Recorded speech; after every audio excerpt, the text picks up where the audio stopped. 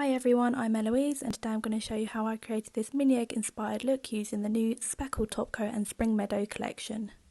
I'm starting off with a slip layer of PureFoundation and I'm now taking a bead and slowly dragging that down all the way to the bottom of the nail. Once I have covered the nail, I then just flip the nail upside down to let the product do the work for me as it self-levels beautifully on its own. Any imperfections I'm then just smoothing out with my liner brush. Here we have Fern from the Spring Meadows collection, which is a gorgeous green shade. It's super pigmented, so perfect for a French or any nail art. Just swirling the colour through my brush to evenly distribute it. So to create the French, I just start with the brush at the edge of the nail and then swoop the brush in an arch-like motion around the nail. I'm using the shape of the nail as a guideline to create the shape as well, and then just filling the rest of the nail with the extra polish left over. So now I'm taking the Black Speckle top coat, and what I'm doing here is I'm just sort of draining the product out of my brush and I'm just left with the speckles. Now I'm just distributing these across the nail and just spreading them out so I have an even distribution across the nail. I drain the clear top coat out just so we're not making the French look too bulky. So now I'm taking the Super Shine top coat and I'm just floating that over the whole nail. I now take a bead and I just float that across the middle just so we don't have that bump from the French and it's all nice and smooth. Now I'm just smoothing it out with my brush to get rid of any imperfections. Now I wanted to make the tip of the nail matte to make it look more like a mini egg, so I'm just going in with HONA's matte top coat and I'm just swiping that, following the arch of the French round the nail. You want to be quite neat at this step, as if you get any of the matte onto the nude section you will see this once it's cured. Now I'm just wiping off the inhibition layer, making sure to only go where we placed any of the matte top coat. To create the daisy, I'm using HONA's white detail paint. I've got a dot in the middle just as a guideline where to place the petals. I'm just using this brush starting from the edge and dragging inwards towards the dot, and with the petals I'm not completely touching that circle, I'm just going up quite close to it. I cured that for 60 seconds and now I'm just going in with HONA's detail paintbrush. I'm just creating smaller petals in any of the gaps. Now I have Lighty Blush and I'm just dragging that from the centre about halfway up the petals. Here we have another colour from the Spring Meadows collection. This one is Daffodil, which is a beautiful pastel yellow shade, again really pigmented. So I'm just swirling in some butternut with Daffodil.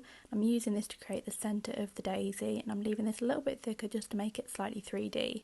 Now I'm taking Daffodil and I'm just doing a few dots across the yellow. Here I'm taking butternut and then torty, and this is just going to make it a bit more realistic. Just make sure to cure between each of these layers so they don't blend together.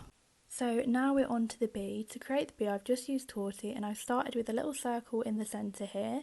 Now I'm doing a sort of semicircle just underneath that circle, and for the head of the bee just a smaller semicircle on the top here. Flash cure that in the lamp and then we can start using our black detail paint to create the stripes. Just doing the head, middle section and bottom. You can do this quite messy. Flash cure that again, and here I'm just going in with butternut and daffodil in those gaps, and then I just add a bit of butternut on its own on just the yellow. Again another flash cure, and now I'm just adding torty just at that black middle section between the yellow and the black, and then the head between the yellow and the black, and I'm just feathering that out across the bee. Again another flash cure, and now I'm taking the white detail paint.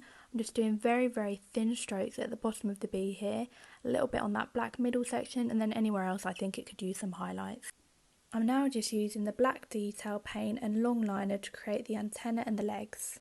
To create the legs I have a little blob of paint at the end and I just dab out on the nail and drag.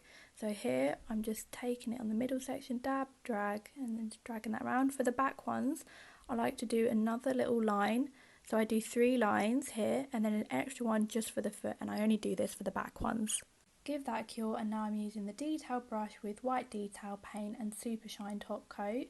Just starting in the middle section of the bee and dragging that product outwards, making sure the top part of the wing is slightly longer than the bottom part of the wing. Again another flash cure, and now I'm using the torty detail paint just to add some extra details to the wing. So I've just outlined the edge of the wing here, and now I've done a few little veiny lines in the centre of the wing just to create the veins on the wing. Once I've flash cured that, I'm now using clear PureFoundation to make the bee look 3D. So in between each of these steps you want to make sure you're curing it. So I've started off with the first bead in the middle, you want to cure that, then do the bottom and then the top, and now I'm doing the wings. You can also pop the nail upside down before curing, just let gravity do the work and pull the gel down to make it more 3D.